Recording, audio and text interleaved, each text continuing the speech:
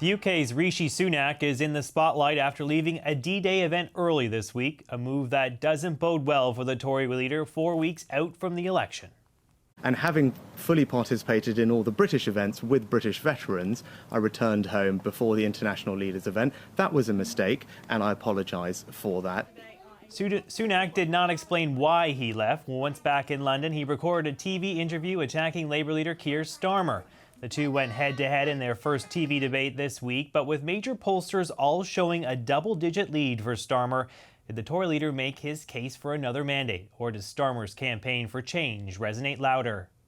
I'll cut your taxes, protect your pension, and reduce immigration. More of the chaos and division we've seen for the last 14 years, or turning the page and rebuilding with Labour?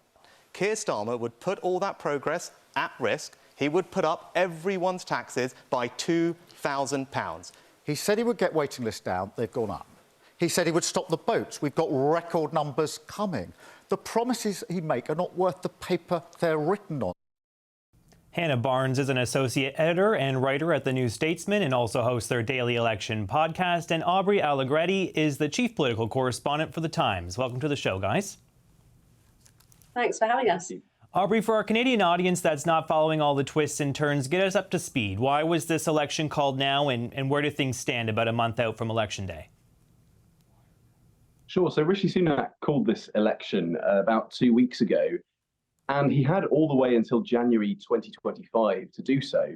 But he decided to take a gamble and go in the summer, hoping that it would avoid another few months of small boat crossings in the English Channel, and that people would be starting to feel the economic benefits of some of the tax cuts announced in his November budget last year and again in March this year. But it was a very risky decision because the Conservative Party, the governing party, is 20 points behind in the polls, much the same position it's been in since he took over as leader a year and a half ago. And so far, he has failed to reverse that significant deficit. Yeah, Hannah, are voters enamored with the Labour leader, Keir Starmer, or are they just tired of the Tories? What's driving that huge lead for Labour? It's more so that the British public are just really tired of Rishi Sunak and the Conservative Party. It's quite telling that 2 weeks into our campaign, the polls have not shifted at all. In fact, if anything, they're getting better for the Labour Party, for Keir Starmer, and worse for the governing Conservative Party. So Keir Starmer looks like a safe pair of hands. He's just not Rishi Sunak, and he's not a Conservative. It's really the feeling in the UK right now is it's time for change. Starmer is seen as quite boring. He's not particularly ideological, but really that's what the country needs. Yeah, Aubrey, 14 years of Tory rule. You've been through two very disruptive events, of course, the pandemic, Brexit. What are you hearing? Is it voter fatigue that's driving these poll numbers? What are some of the top issues that voters are caring about in this election?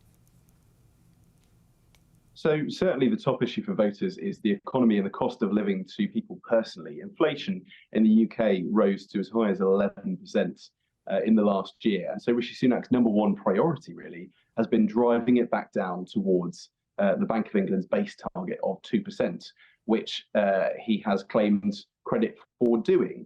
Now, obviously, there is a wider context here, which is public services, and those in the UK are really being strained to ever greater pressure points. And it's on that platform that the Labour Party is trying to run by suggesting that the National Health Service isn't as strong as it could and or should be, that education isn't as strong as it could be or should be, and that policing and crime, areas where the traditional Conservative Party used to be held up as the ones who were better at dealing with those issues, that Labour is saying it's going to fix those as well. The issue is there's very little money flowing around. And so Keir Starmer, the Labour Party leader, who is the presumed sort of Prime Minister who will take over, isn't really explaining how he's going to be able to do very much more with the same small amount of money. He's relying instead a lot on claiming that he's going to boost growth, and it's through that he will increase tax take. Yeah, Hannah, you kind of touched on this, but is Keir Starmer a new Labour-style leader in the mold of Tony Blair, or is he more of a traditional leftist? I think I heard him describe himself as a socialist. What kind of Labour leader are we talking about here?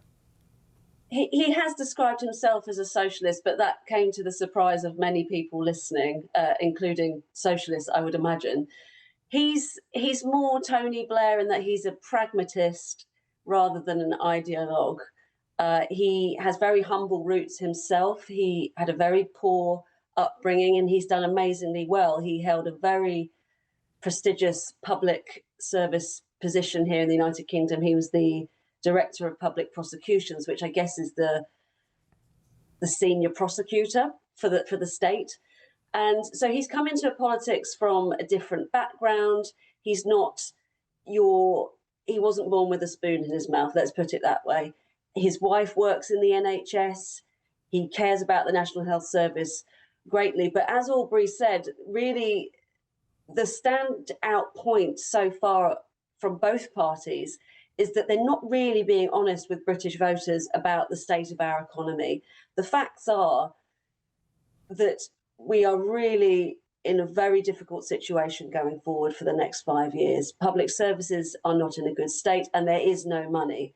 Now, the options open to any government are to raise taxes, to introduce more cuts to services, or to borrow. And both our main parties, the Conservatives and Labour, have said that they won't do any of those three. So they're not really being straight with the public because something is going to have to budge.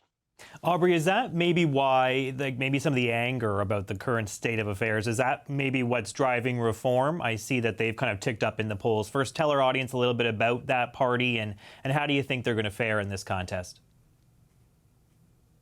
So Reform is a relatively new party, but the leader behind it is certainly not. I'm sure your viewers might be familiar with the persona Nigel Farage. He's been around since the Brexit days. He initially led a party called UKIP, the UK Independence Party, before going on to run the Brexit Party in the run-up to the 2019 general election. He's been a very successful, sort of potent force in British politics.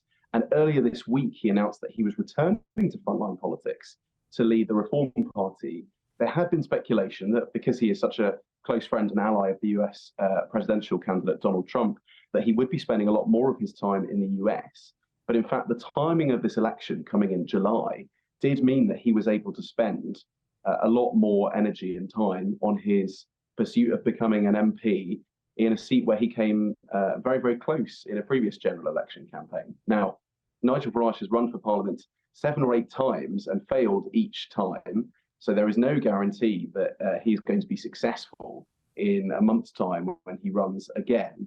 However, he is viewed as leading a party on the right of the Conservatives, which mean that there are lots of disaffected voters who think that Rishi Sunak's Conservative Party doesn't stand for Conservative values anymore, that it's too high tax, who are being attracted to Nigel Farage's party. And if you like, the Conservative Party is being squeezed from all sides in a sort of pincer movement, from Labour on the left, from the Liberal Democrats, a sort of centrist party, and from Reform further on the right. Yeah, Hannah, talk to us a little more about Nigel Farage. Do you think that he has the power to really be a nail in the coffin for Rishi Sunak? Is that it for the Conservative Party in this election because of his relative strength?